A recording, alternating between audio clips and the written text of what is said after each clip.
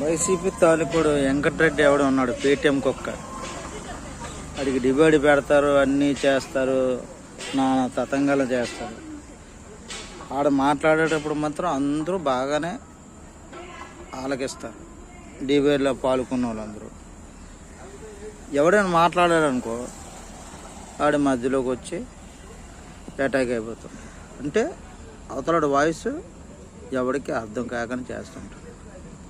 ఆడి వెంకటరెడ్డి అదే సుగాలి ప్రీతి కేసు కోసం అప్పుడు ఇక్కడ మాట్లాడుతున్నాడు కదా. ఏరా బాబు, 5 ఎకరాల భూము మీ జగన్ గారు ఇచ్చారు కదా, తర్వాత 5 సెంట్లు ఇల్లు స్థలం మీ జగన్ గారు కదా ఇచ్చారు, తర్వాత వాళ్ళ అమ్మకి వాళ్ళ నాన్నకి జాబ్ ఇచ్చింది మీ జగన్ గారు కదా ఇచ్చారు, కొనా లేదా? ఆ కేసుని మీ జగన్ గారు కొనేశారు. ఆ కేసుని కూడా డెవలప్మెంట్ చేసి ఈ డబ్బులు 5 ఎకరాల భూము, 5 సెంట్ల భూము,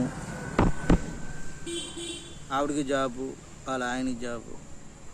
పవన్ కళ్యాణ్ ఆ 2 లక్షల మందిని తీసుకెళ్ళి ఆ కేసు పైకి తెచ్చి ఆవిడకి న్యాయం అనేది కలిగించి అవన్నీ చేస్తేనే మీరు ఇచ్చారా? అర్థమైందా? నీ నోటుకు మాటగా అసలు నీకు డిబేట్ పెట్టాడు ఎవర్రా? నాకు అర్థం అవ్వదు. నీకు మాట్లాడడా చేత కాదు, జబర్దస్త్ ఇటు మాట్లాడాలి, న్యాయంగా మాట్లాడాలి. న్యాయంగా నీ వాయిస్ అయిపోయిన తర్వాత అవతల వాయిస్ అవతలకి పెద్దలకి చూస్తున్న టీవీ ఛానల్ అందరికి కూడా వినిపించాలి. అంతేగాని ఏనా గొడవలరా, బయటలో ఆడుకోవడాలా? ఆ యాంకర్ ఉంటాడు, విలేకరు ఉంటాడు, అవి ఏంటి ఇవన్నీ? ఏంటి మాట్లాడతావు? నీకే చేత కాదు. జగన్ గారికి 11 సీట్లు వచ్చి ఉంటే మీలాంటి ఎదవల వల్లే వస్తావురా. అర్థమైందా?